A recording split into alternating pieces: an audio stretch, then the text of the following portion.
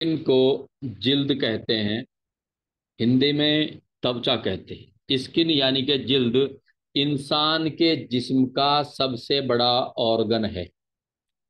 Organ यानी कि आज़ा। अगर ये सवाल आ जाए कि सबसे बड़ा ऑर्गन कौन सा है, स्किन है, लीवर है, हार्ट है, ब्रेन है, तो स्किन है। स्किन इंसान के जिस्म का सबसे बड़ा ऑर्गन है, ठीक है। और स्किन जो है पूरे जिस्म को ढक कर रखता है, कवर करता है, सुरक्षा देता है, ठीक है। चलिए, स्किन जो है, जो खाल हम देखते हैं नॉर्मली, ठीक है, वो दरअसल तीन तहों से मिलकर के बनती है।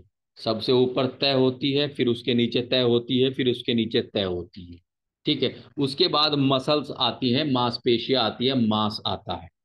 यानी कि मांस के ऊपर जो स्किन है, जो स्किन चढ़ाई गई है, जो स्किन मौजूद है, ठीक है, वो जो है स्किन की तीन तह होती है। जो खाल है उसकी तीन तह होती है।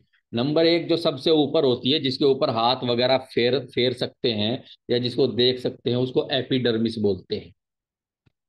ये जो एपिडर्मिस होती है, इसके नीचे डर्मिस होती है।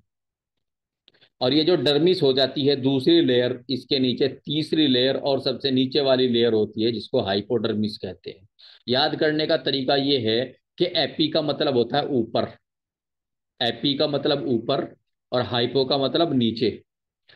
और डर्मिस, डर्मिस दरअसल स्किन। एपिडर्मिस ऊपर वाली स्किन, हाइपोडर्मिस नीचे वाली स्किन, डर्मिस स्किन या बीच वाली स्किन। बीच वाली स्किन को जो है डर्मिस कहा गया, सबसे ऊपर वाली स्किन को एपिडर्मिस कहा गया, और सबसे नीचे वाली जो स्किन है उसको हाइपोडर्मिस कहा गया। इसको ऐसे भी कहा जा सकता था कि जो सबसे ऊपर वाली थी उसको डर्मिस कह देते, खाल। उसके नीचे जो है हाइपोडर्मिस कह देते, ठीक है। और उससे नीचे वाली को जो है इंटरस्टीटियल डर्मिस कह देते, लेकिन नहीं, ऐसे नहीं बांटा इसको। इसको बांटा बड़ा स्पेशल तरीके से, ठीक है। इसको कैसे बांटा कि जो बीच वाले को है वहां से शुरू किया।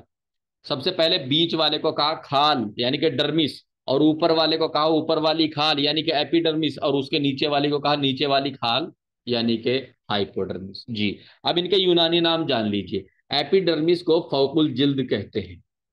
दरअसल फौक के मायने होते हैं ऊपर, और जिल्द के मायने स्किन। उल के मायने कोई नहीं होते यूनानी में, ये मैं आपको कई बार बता चुका हूं।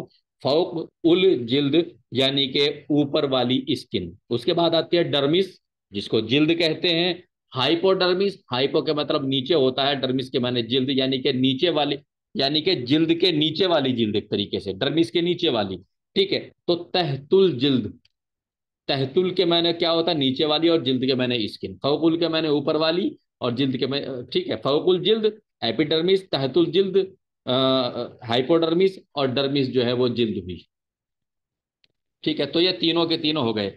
अब हम शुरू करते हैं एपिडर्मिस को।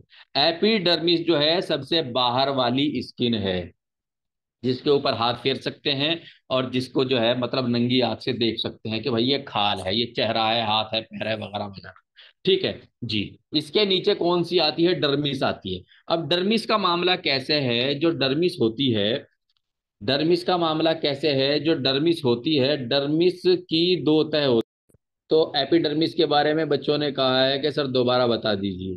भाई एपिडर्मिस का मैटर ये है कि मैंने क्या कहा है, जो खाल होती है ना, जो स्किन त्वचा होती है, उसकी तीन तह होती हैं, ठीक है। स्किन की तीन तह होती हैं। सबसे ऊपर एपिडर्मिस, एपिडर्मिस की लेयर चढ़ी हुई होती है, उसके नीचे डर्मिस होती है, और डर्मिस के नीचे हाइपोडर्मिस होती है। जो एपिडर्मिस होती है उसको फौकुल जिल्द कहते हैं, जो डर्मिस होती है उसको जिल्द कहते हैं, और जो हाइपोडर्मिस यानी कि सबसे नीचे वाली तह यानी कि लेयर होती है, उसको तहतुल जिल्द कहते हैं, ठीक है। अब ये कह रहे हैं कि एपिडर्मिस के बारे में बताइए। देखिए एपिडर्मिस वो है जो एक दूसरे का हम देख रहे हैं, ये सबसे ऊपर जो खाल दिख रही है ये एपिडर्मिस है, ठीक है। एपिडर्मिस के नीचे क्या होती है? डर्मिस होती है। अब डर्मिस को समझिए, डर्मिस किसके नीचे होती है? एपिडर्मिस के नीचे होती है, और हाइपोडर्मिस के ऊपर होती है, यानी कि बीच में होती है। हाइपोडर्मिस से ऊपर और एपिडर्मिस से नीचे क्या होती है? बीच में डर्मिस होती है। अब डर्मिस का मैटर क्या है कि डर्मिस जो है, डर्मिस की भी आगे जाकर के दो लेयर होती हैं, दो तह होती हैं डर्मिस की।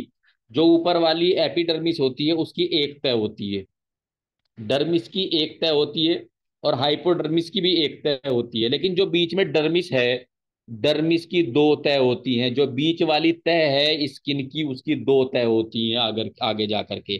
पहली वाली को, जो ऊपर वाली तय होती है, उसको पैपिलरी डर्मिस बोलते हैं। जो ऊपर वाली होती है, यानी कि जो एपिडर्मिस के नीचे होती है, उसको पैपिलरी डर्मिस बोलते हैं। और पैपिलरी डर्मिस के नीचे क्या होती है? रेटिकुलर डर्मिस होती है। ठीक है।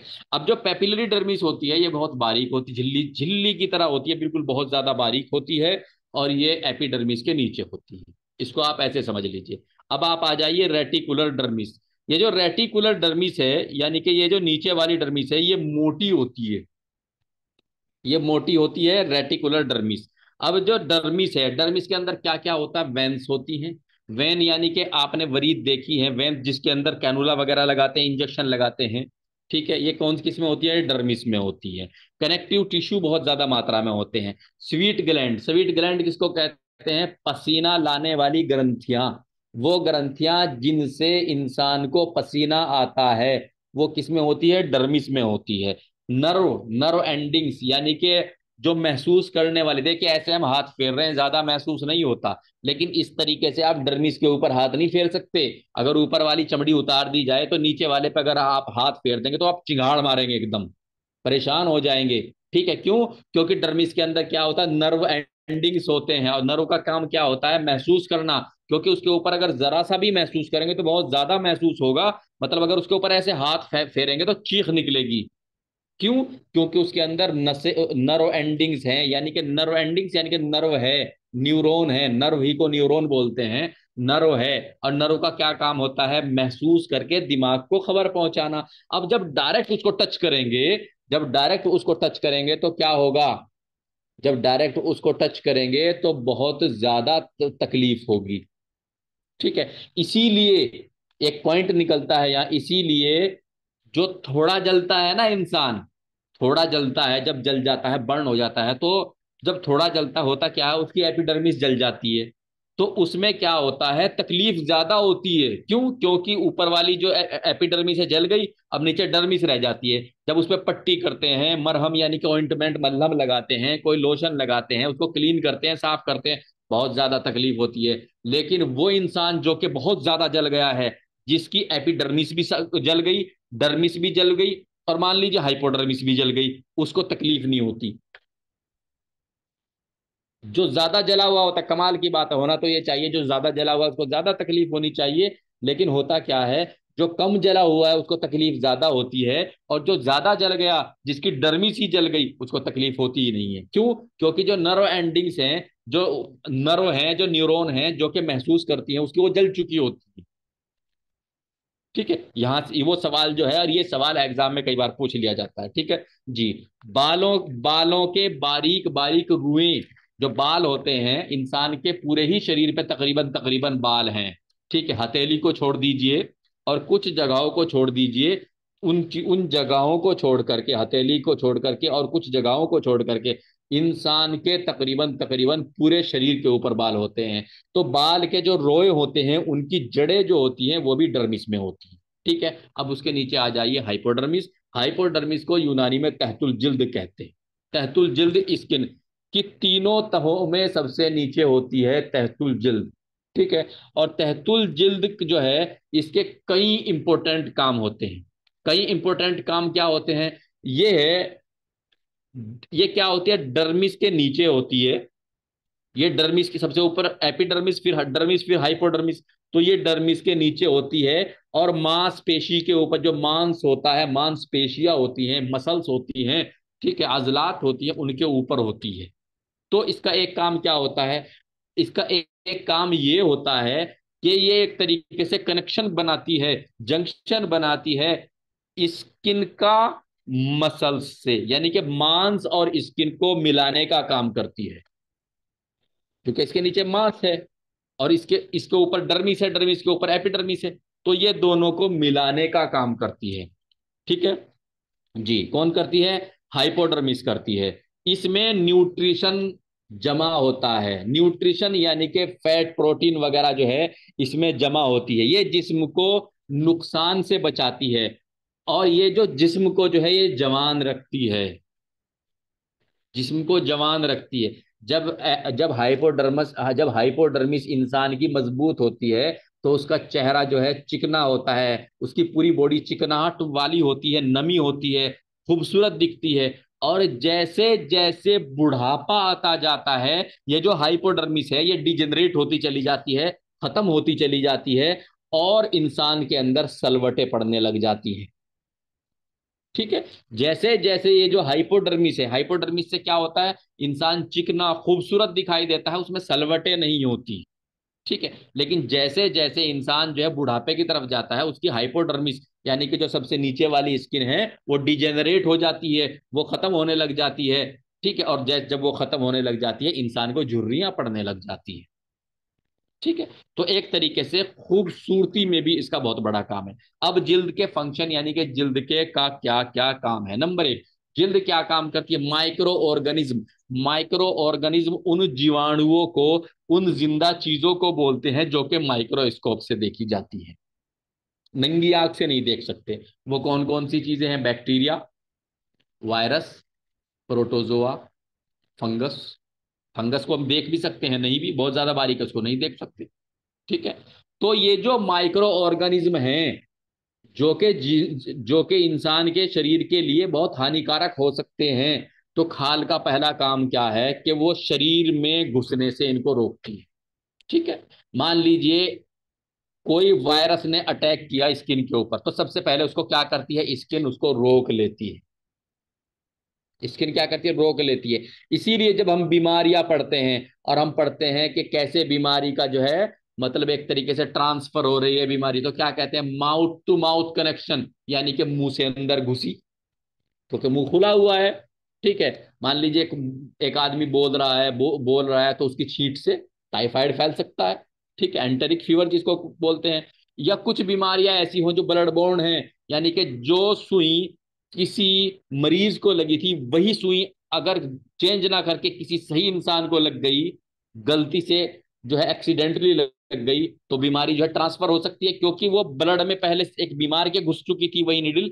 ठीक है, गलती से, और फिर किसी सही आदमी को की ब्लड स्ट्रीम में घुस गई। ठीक है। तो बीमारियां का जब हम ट्रांसफर के बारे में पढ़ते हैं, ज्यादातर क्या पढ़ते हैं, माउथ टू माउथ, यानी कि मुंह से बीमारी अंदर घुसी। ठीक है, ब्लड से बीमारी अंदर घुसी, हम ये पढ़ते हैं। ठीक है जी। इस तरह की बीमारी बहुत ही कम है जो डायरेक्ट मान लीजिए किसी से हाथ मिलाया गया और वो घुस गई। नहीं तो इस तरह की बीमारियां जल्दी से है ही नहीं। अगर हैं तो उनकी गिनती बहुत कम है, ना के बराबर है। तो इसका, स्किन का पहला काम क्या हुआ, स्किन जो है पहला काम हुआ माइक्रो ऑर्गेनिज्म, यानी कि हानिकारक माइक्रो ऑर्गेनिज्म, वो ऑर्गेनिज्म जो कि बैक्टीरिया, वायरस, प्रोटोजोआ, फंगस हो सकते हैं, उनको सबसे पहले बाहर रोक लेती है, वो शरीर में नहीं घुसते, और शरीर को बीमार होने से रोकती है, पहला काम। दूसरा काम क्या है, डिहाइड्रेशन। चूंकि इंसान के जिस्म में जो पानी है, इंसान के जिस्म को जरूरत भी है, इंसान की हड्डी में भी पानी, मांस में भी पानी। ठीक है, हर तरफ पानी ही पानी, ऑर्गन्स में पानी। ठीक है। तो पानी का मतलब लिक्विड, पानी का मतलब वो पानी नहीं जो पीते हैं। ठीक है, पानी का मतलब लिक्विड यानी कि नमी। ठीक है। तो उस पानी को, उस नमी को बनाए रखने के लिए ये एक कवर का काम करता है। ठीक है, एक ढक्कन का काम करता है। ठीक है, एक कवर का काम करता है। तो दूसरा काम क्या हुआ, डिहाइड्रेशन से बचाती है स्किन, खाल यानी के। तीसरा क्या, अल्ट्रावायलेट रेज। अल्ट्रावायलेट रेज कौन कौन सी होती है, जैसे एक्सरे। एक्सरे का नाम आपने सुना होगा, ये एक खतरनाक रेज होती है। इसीलिए एक गर्भवती महिला को वहां नहीं ले जाते जहां पे एक्सरे हो रहे होते हैं। ठीक है।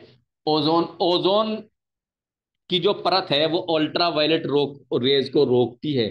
लेकिन चूंकि ओजोन की जो परत है आसमान में, वो आराम आराम से जो है डिस्ट्रॉय हो रही है, गल रही है, तो अल्ट्रावायलेट रेज की मिकदार ज्यादा से ज्यादा बढ़ती जा रही है।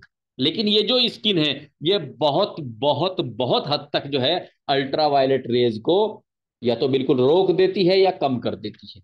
अल्ट्रावायलेट रेज में आप एक्सरे को देख लीजिए, एक्सरे इतना खतरनाक होता है कि जब किसी आदमी को खड़ा करके एक्सरे उस पर किया जाता है, तो ये उसके पार निकल जाता है, उसकी हड्डियां भी दिखाई देती हैं, उसकी हड्डियां की शेडो दिखाई देती है, मांस की शेडो, बॉडी की शेडो, ऑर्गन्स की शेडो दिखाई देती है।